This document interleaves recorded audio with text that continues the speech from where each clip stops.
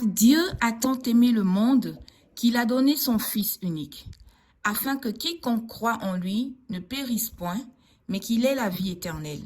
Jean chapitre 3, verset 16. Tu connais ce verset, n'est-ce pas? Mais connais-tu le mystère profond caché derrière ce verset? Ce verset parle des profondeurs de l'amour de Dieu pour nous. Il nous a tellement aimés.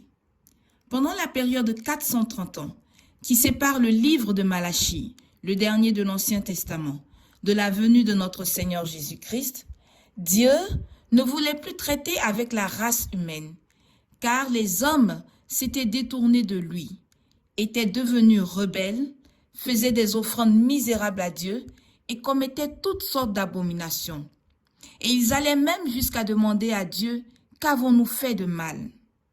Les hommes, en effet, avaient commis un péché physique, moral et métaphysique qui blesse énormément le cœur de Dieu. Et lorsque ce péché est commis, Dieu abandonne, quitte l'être qu'il a commis ou alors le tue. C'est le même péché qu'avaient commis les hommes du temps de Noé. En effet, on peut le voir dans Genèse 6, le verset 2.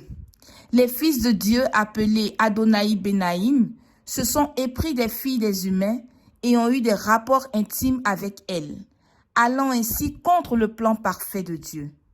Et malgré tous les appels à se convertir de Noé, les habitants restèrent stoïques et ne changèrent point. Dieu se repentit alors d'avoir créé l'homme. La Bible dit dans Genèse 6, les versets 5 à 7, « L'Éternel vit que la méchanceté des hommes était grande sur la terre, et que toutes les pensées de leur cœur se portaient chaque jour uniquement vers le mal. L'Éternel se repentit d'avoir fait l'homme sur la terre, et il fut affligé en son cœur. Et l'Éternel dit, « J'exterminerai de la surface de la terre l'homme que j'ai créé, depuis l'homme jusqu'au bétail, aux reptiles et aux oiseaux du ciel, car je me répands de les avoir faits. » Les habitants du temps de Malachie ont eux aussi laissé libre cours à toutes sortes de péchés, emmenant ainsi Dieu à se détourner des hommes et à rester silencieux pendant 430 ans. La Bible nous dit dans Malachie 2, verset 11, « Judas s'est montré infidèle, et une abomination a été commise en Israël et à Jérusalem, car Judas a profané ce qui est consacré à l'Éternel, ce qu'aime l'Éternel.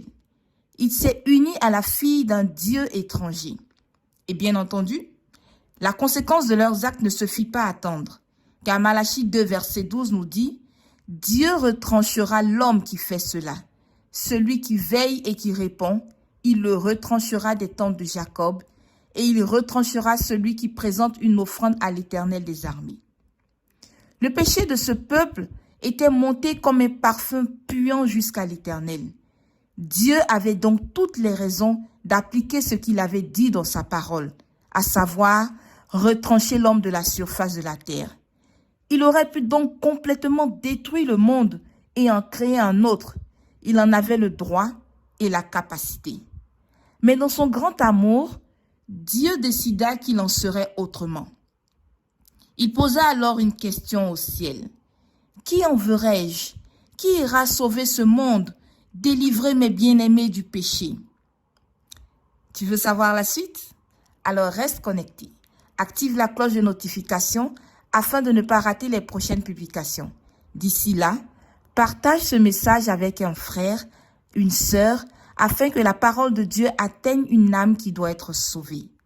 Et si toi aussi, tu veux recommencer ta vie avec le Seigneur, si tu désires marcher avec lui le restant de tes jours, si tu as besoin d'être accompagné dans cette démarche, ou si tu te poses des questions sur la parole de Dieu, n'hésite pas à nous contacter par WhatsApp au numéro qui s'affiche en descriptif de ce message. Frère, sœur, de là où tu te trouves en ce moment, pose la main sur ton cœur et prions ensemble. Père éternel, je bénis ton Saint-Nom pour la vie de ton fils, de ta fille qui a écouté cette parole. Qu'elle soit gravée dans son âme, dans son esprit et dans son corps, pour une transformation véritable en vue du salut.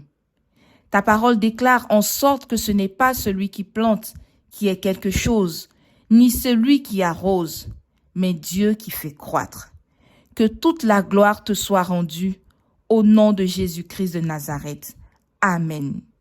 Que le Seigneur te garde et n'oublie pas, Jésus revient maintenant. Shalom.